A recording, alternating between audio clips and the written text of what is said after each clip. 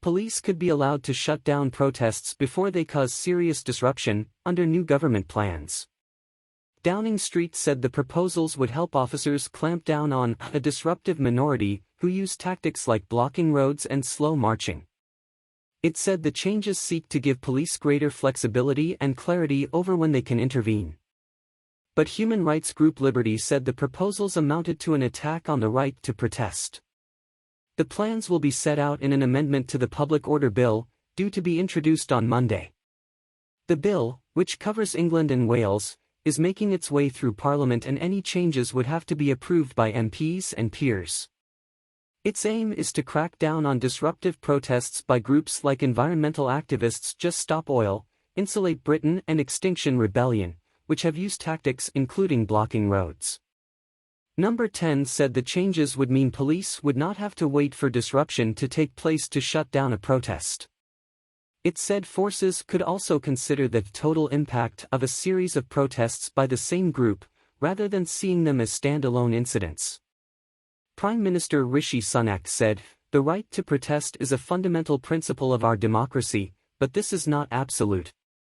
A balance must be struck between the rights of individuals and the rights of the hard-working majority to go about their day-to-day business. We cannot have protests conducted by a small minority disrupting the lives of the ordinary public.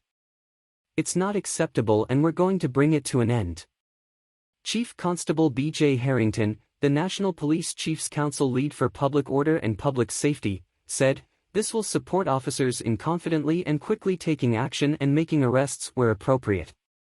Metropolitan Police Commissioner Sir Mark Rowley also backed the proposals, saying the lack of clarity in legislation was drawing police into complex legal arguments about the balance between that right to protest and the rights of others to go about their daily lives free from serious disruption. However, Martha Spurrier, director of human rights group Liberty, said the proposals were a desperate attempt to shut down any route for ordinary people to make their voices heard. She said allowing the police to shut down protests before any disruption had taken place sets a dangerous precedent. Labour leader Sir Keir Starmer said the tactics of Just Stop Oil activists were wrong and deeply arrogant, but police already had the power to take action against them. He told LBC officers could be given greater clarity over when to intervene without the need for legislation. Labour peer Baroness Shami Chakrabarti, a former director of Liberty, said police already had adequate powers to arrest people obstructing highways, and the government's proposals gave officers a blank check.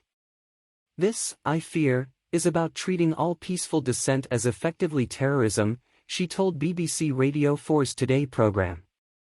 "This degree of preemption will basically shut down the kind of dissent that isn't even causing disruption at all, because their definition will set such a low bar."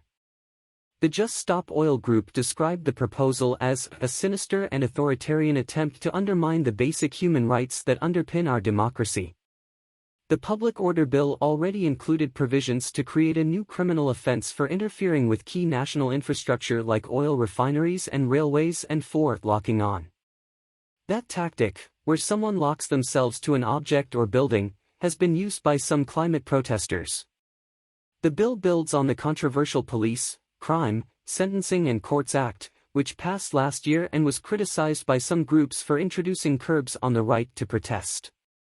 Under this existing legislation, if the police want to restrict a protest, they generally have to show it may result in serious public disorder, serious damage to property, or serious disruption to the life of the community.